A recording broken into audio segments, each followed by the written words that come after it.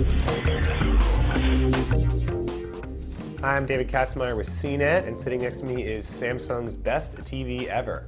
This is the PN60F8500 series. It's Samsung's top-of-the-line plasma for 2013. Superb picture quality on this TV, as well as oodles of features, but the thing you'll notice first and foremost is the unique stand. Along the bottom here you can see it's got a curved design, also extends the entire width of the television, so we actually had to bring in a wider table for it for this video. All told, most people are probably going to take off the stand who can afford this television and hang it on the wall, but if you decide to keep it, it's one of the cooler looking stands we've ever seen. Of course, there's no swivel on a design like this, but that's the price for high style. In addition to the stand, I also appreciate the TV's very narrow bezel. It's got a nice metallic grayish finish here. Looked at from the side, it appears a little bit like an LED TV, not a plasma. All told, one of the nicer looking plasma TVs we've ever seen. I mentioned features at the top. One of the other external things you'll notice here is it's got a little pop-up camera. You can press this camera and it'll just pop right off the top of the screen. Of course, that'll allow you to use Skype, which is built into this television, as well as Samsung's gesture control features. I didn't test it on this TV yet, but last year the gesture control wasn't all that useful unless you really lost the remote and were kind of in a bind. Speaking of remote control, that's another extra feature on this TV. It's a touchpad remote that's got very few buttons, but I really liked how it felt. Very quick responsiveness, and the touchpad, of course, was great for navigating the browser built into this television. The downside, of course, is that you don't get that many buttons. You have to actually go into a separate menu to select channels directly, as well as access additional features that are usually dedicated to buttons on standard remotes.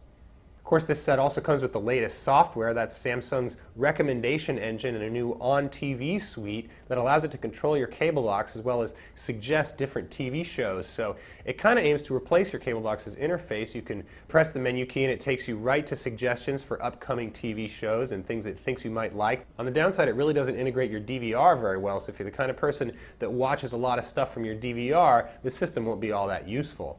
Of course, Samsung packs in plenty of apps. This is the only brand that includes HBO Go, as well as pretty much every other streaming video service known to man. There's also a bunch of games, a bunch of audio services, including Spotify, so all told, the app selection here is second to none.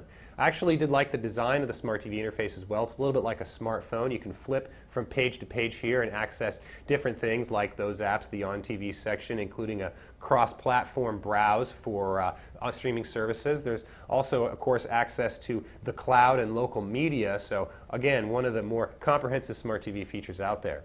On the back panel, there's plenty to be found: 4 HDMI, 3 USB, as well as a single analog input that doubles for composite and component video. You'll also notice a big ad for Samsung's Evolution kit. This TV can be upgraded, basically replacing the entire brains of the television with a forthcoming kit that should be available at the beginning of next year. That will allow this TV to get any of those new features that Samsung decides to build in. Samsung rounds out the feature package with 4 pairs of active 3D glasses in the box.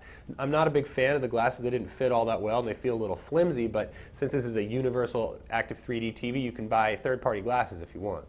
In addition to gesture control, you also get voice control on this set. You press a little button on the remote control and talk to it to perform keyword searches for TV shows and movies. But more than its cutting-edge features and design, the thing that impressed me most about this high-end TV was its picture quality.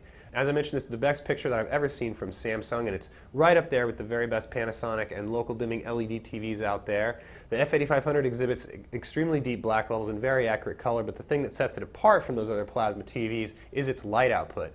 This thing can get extremely bright, almost as bright as some LED TVs, and of course that really helps its picture quality in rooms where you can't control ambient lighting. Of course, this is where I remind you that most plasma TVs are plenty bright for most rooms, but if you have one of those extremely bright rooms, you're avoiding plasmas for that reason, you might want to look into this set. Of course, that brings up one final downside. This flagship TV is extremely expensive, but again, you really get plenty of picture quality, features, and design for the price. That's a quick tour of Samsung's PN F8500 Plasma TV. I'm David Katzmeyer for CNET.